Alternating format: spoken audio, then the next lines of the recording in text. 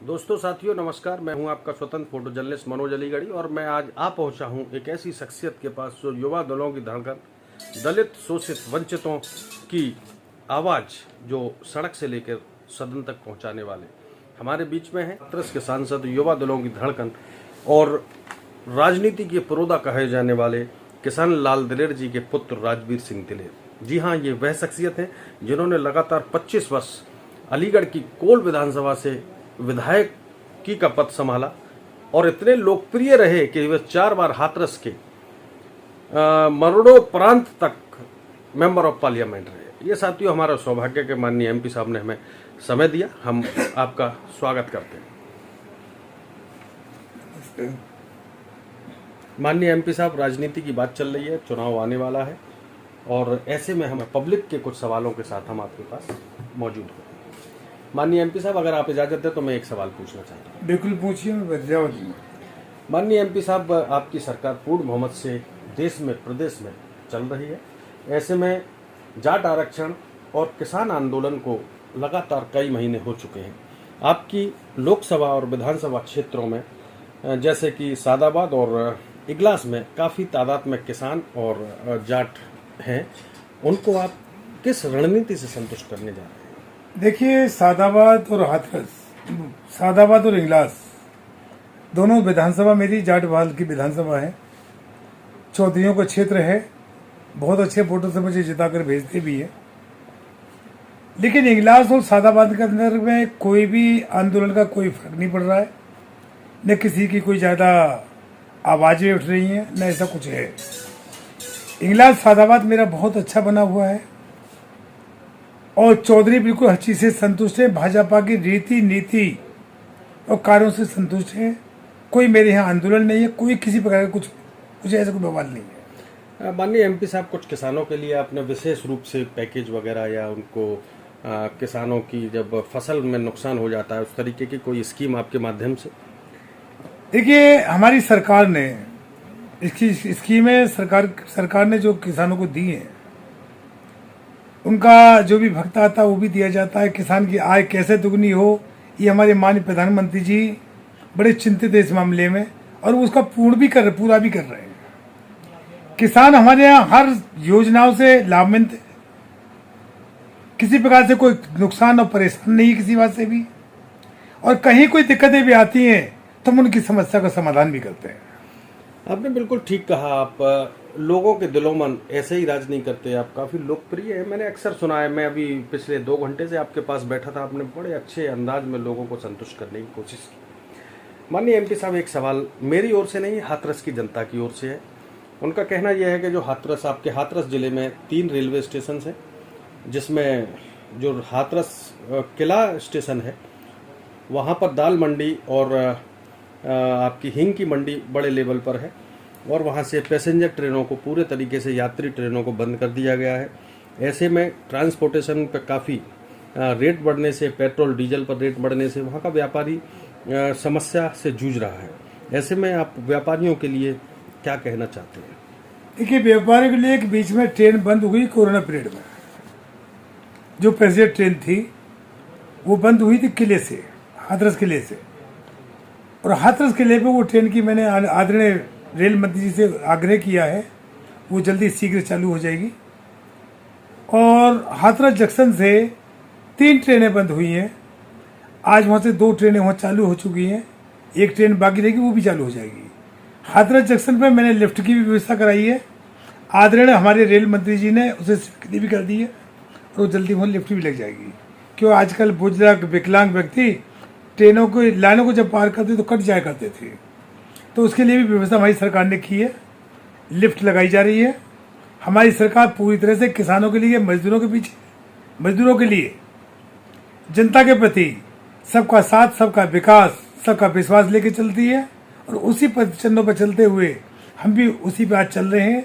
जनता को संतुष्ट करना, उनके काम आना, दुख पीड़ित परेशान के लिए साथ देना, ये हमारा परम कर्तव्य है और हम करते भी हैं।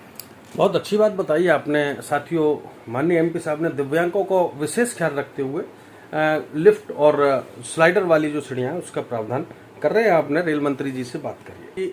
आपका जो लोकसभा क्षेत्र है उसमें एक कैलोरा चौराहा पड़ता है। कैलोरा चौराहे से बरमाना चौराहे के बीच कई किलोमीटर का जो मार्ग है वो पूरी तरीके से अवरुद्ध है, टूटा हुआ है, और यात्रियों को, किसानों को, विकलांग लोगों को और जो बीमार लोग हैं बच्चा हो चुका है। ऐसे में उन कार्यकर्ताओं को, चूंकि 6 महीने रह गए चुनाव में, कैसे संतुष्ट कर रहे हैं ग्रामीणों को? देखिए, वो सड़क अभी तक पीडब्ल्यूडी में थी। अभी उस सड़क को, ये बरवाना कैलोरा चौराहे से लेके बरवाना तक ये 25 किलोमीटर का टुकड़ा है, और 25 किलोमीटर में मैंने उसको पीएमजीएसवाई में कन्वर्ट कराया है। उसका डीपीआर बन चुकी है, शीघ्र उसका पैसा आ जाएगा, और मेरे ख्याल से अगले महीने से वो काम शुरू भी हो जाएगा। और सड़क भी बड़े अच्छे हिसाब से सड़कें बनेगी, वो अच्छी तकनीकी के द्वारा। ये 3-4 सड़कें हैं जो पीएमजीएसवाई से बन रही है, बड़ी नई तकनीकी से बनेगी, बहुत शानदार सड़क बनेगी, और अगले महीने से उसमें काम शुरू हो जाएगा। माननीय एमपी साहब, नई तकनीक की बात आ रही है। हुआ ये था कि सिकंदर राव के जो माननीय विधायक जी हैं, उनसे जो जनता है सवाल करती है, और सवाल यहाँ तक हो रहे हैं कि गर्मा गर्मी भी हो रही है, टेलीफोनिक वीडियोस वायरल हो रहे हैं, ऑडियोज वायरल हो रहे हैं। ऐसे में वो क्या तकनीक है जिसको नए तरीके से हो रहे हैं, क्या उस पर प्रकाश डाल सकते हैं आप? देखिए, पीएमजीएसवाई की जो सड़क है, जो 3 सड़कें जो मैं बता रहा हूँ, वो नई तकनीकी से बन रही है। नई तकनीकी है कि जो मलबा पहले उखाड़ फेंक दिया जाता था पहले, हमारे माननीय प्रधानमंत्री जी ने नई तकनीकी ये निकाली है कि उस मलबे को वहीं के वहीं उसे यूज किया जाए, उसी से मिला के सीमेंट मिलाए और केमिकल मिला के उसको वहीं की वहीं से लगाया जाता है।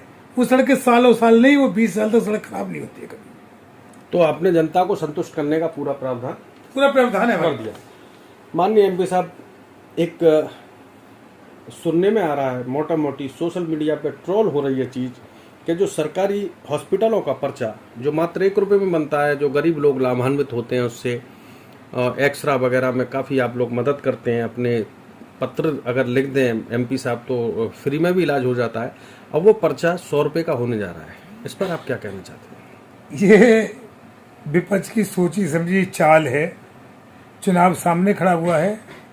हमारे आदरणीय प्रधानमंत्री श्री नरेंद्र मोदी जी, आदरणीय हमारे मुख्यमंत्री आदरणीय योगी जी प्रयासरत हैं गरीब को कहां से कहां कैसे लाभ मिले।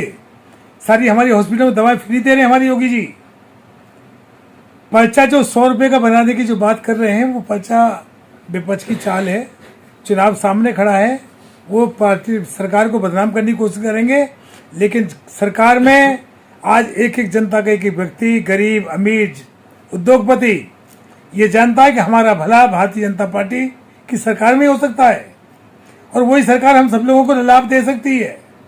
ये विपक्ष है, पता नहीं कहाँ का कौन कौन सी बातों की ऊपर खबर उठाते रहेंगे। ये इन सब चीज़ों से कोई फर्क नहीं पड़ता है। जनता बहुत समझदार है, पढ़ी लिखी जनता।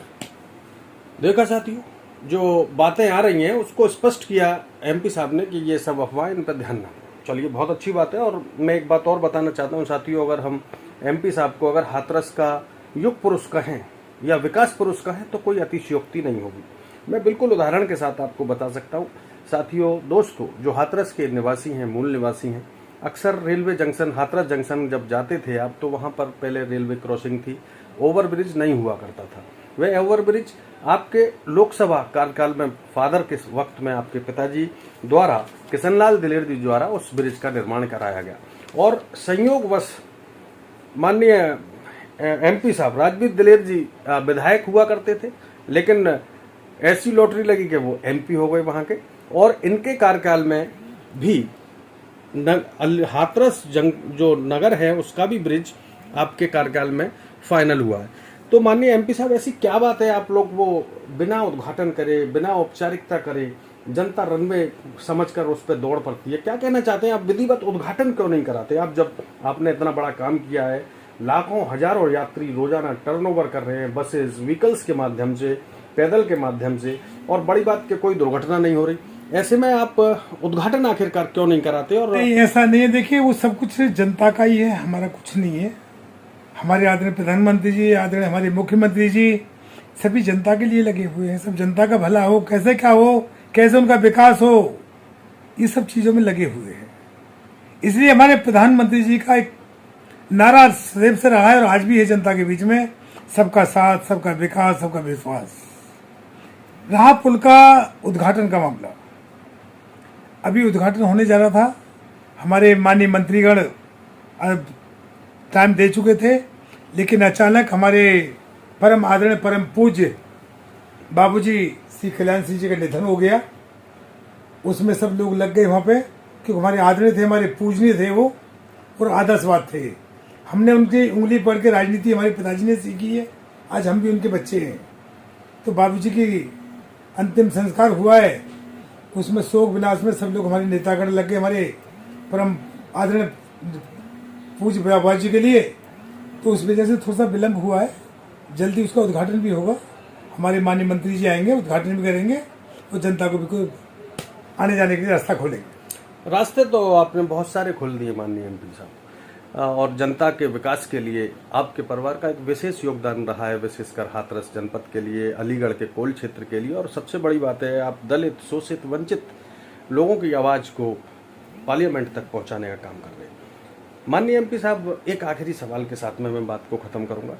अभी कोविड की गाइडलाइन आ रही है, पूरे तरीके से कोरोना पैर पसारने वाला है। जिस तरीके का जो भी स्वास्थ्य सेवाएं दे रहे हैं, उन लोगों ने घोषणा कर दी है। अभी पिछले दिनों लगातार बहुत रोडों पे ट्रैफिक था, मास्कों पे लोग ख्याल नहीं रख रहे हैं, मेला ठेला और उन पर सार्वजनिक स्थलों पर बिना मास्क के लोग घूम रहे हैं। ऐसे में आप अपने जनपद वासियों, अपने प्रेमियों और अपने समर्थकों से क्या संदेश देना चाहते हैं? देखिए, कोरोना बिल्कुल आ रहा है, आए। हमारी सरकार ने पूरी तरह से अपना पूरा हर जगह से व्यवस्थाएं पूर्ण कर रखी हैं। आज हाथरस में 100 बेड का हॉस्पिटल बना हुआ है, हमारा बांग्ला हॉस्पिटल। वहाँ पूरी ऑक्सीजन की पूरी व्यवस्था कर ली गई है, मेडिसिन की पूरी व्यवस्थाएं हैं। ऐसी हमारी जगह जैसे सिकंदराबाद है, मुरसान है, CSC, 3-4 जगह हमारी ऑक्सीजन की पूरी व्यवस्थाएं हैं, पूरी तरह से परिपूर्ण है, किसी बात से कोई दिक्कत नहीं है। रहा मास्क का सवाल, यहाँ प्रशासन के द्वारा हम कंट्रोल करा रहे हैं कि मास्क लगाने के लिए सबके लिए बोला जाए, सबको कंट्रोल की जाए, जिससे कि हमारे क्षेत्र में कोरोना कहीं न फैल सके। मेरी लोकसभा के अंदर में आदरणीय हमारे प्रधानमंत्री जी, आदरणीय हमारे मुख्यमंत्री जी इसके लिए पूरी गाइडलाइन से हमें आदेश करते हैं, और आदेश का हम उसका पालन भी करते हैं। आज हम प्रधानमंत्री मोदी जी के, आदरणीय मुख्यमंत्री योगी जी के आदेशों का पालन करते हुए जनता के बीच में जाते हैं। पत्रकार महोदय अभी मेरे पास बैठे हुए हैं, आप देख रहे हैं कि मैं जनता को कैसे संतुष्ट करता हूँ। मैं पूरी तरह से जनता दरबार लगा के अपना काम करता हूँ। माननीय एमपी साहब, मैंने अभी आपकी बड़ी बहुत अच्छे तरीके से पब्लिक डीलिंग देखी, आपने सबको संतुष्ट किया। लेकिन अभी एक प्रकरण आया था, एक दलित परिवार का बच्चा ट्रैक्टर से कुचल गया था, और उसके बदले में कार्रवाई होने के बदले पीड़ित परिवार पर ही मुकदमा लगा दिया।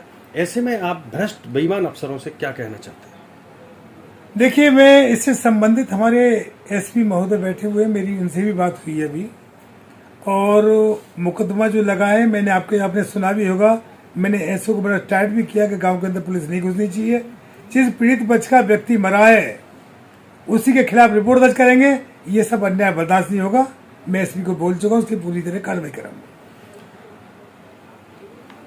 साथियों, ये थे हमारे बीच लोकप्रिय, हर दिल अजीज, दलित, शोषित, वंचित पीड़ितों की आवाज़ भाई राजवीर दलेर जी।